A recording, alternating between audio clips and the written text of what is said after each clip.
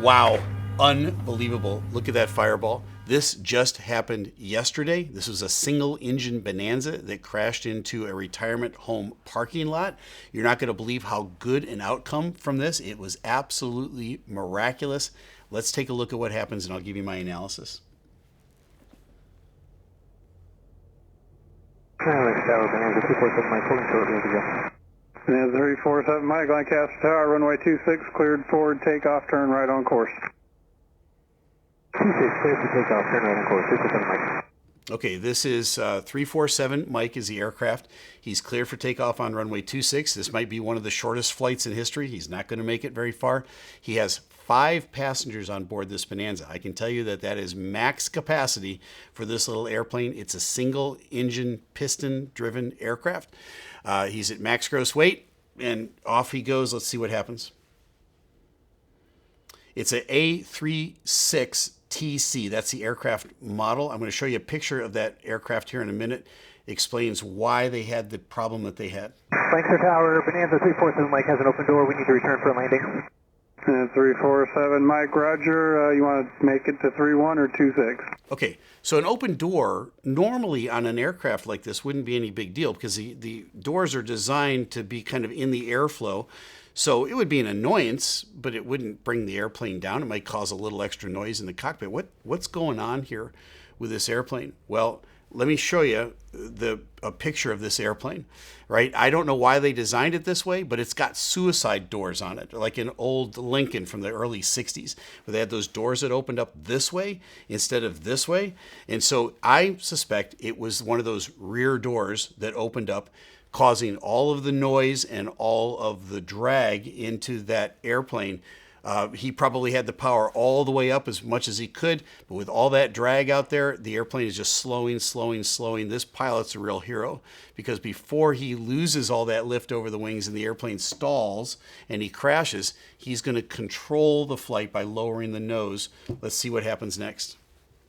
Lancaster Tower, I cannot hear you with the wind, so we're going to return to 26. We're going to do downwind. It's loud. 347 Mike, Roger. Runway 26, cleared to land. 26, cleared to land. 347 Okay, he Mike. heard that. That's good.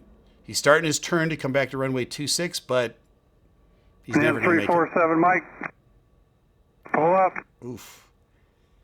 The controller sees what's happening, but there's not much he can do. Rescue 1, Lancaster Tower, the aircraft is down out just behind the terminal on the parking lot street area. Okay, there's a picture of the crash again. There's a little bit of parking lot.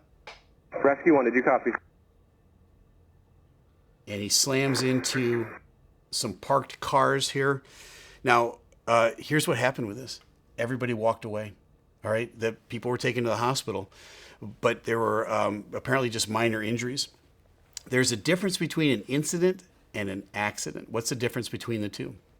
An incident is when something happens with an airplane where there is no broken bones. If there's broken bones or there's a fatality, then it becomes automatically an accident. Now, clearly this is an accident. There was probably some broken bones involved here, but there was enough time, enough control in this crash for the people to get out of the airplane or the people on the ground to come over and rescue and help get them out. Because you can see, based on that fireball, nobody's going to survive that kind of fire. So there's that few seconds that they had while they're sliding and crashing into cars to get out of the airplane. Everybody got out successfully.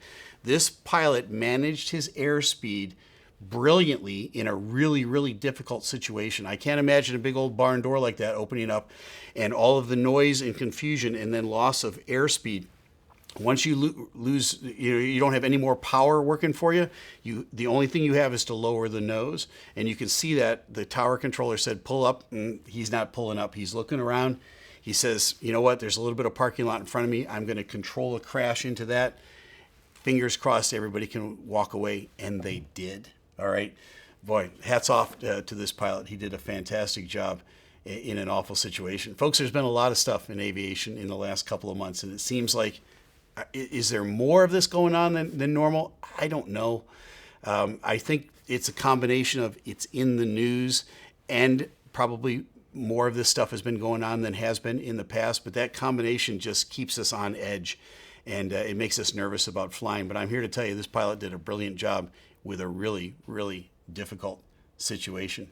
Everybody walked away. Now you know. I'm Captain Steeeve. Fly safe.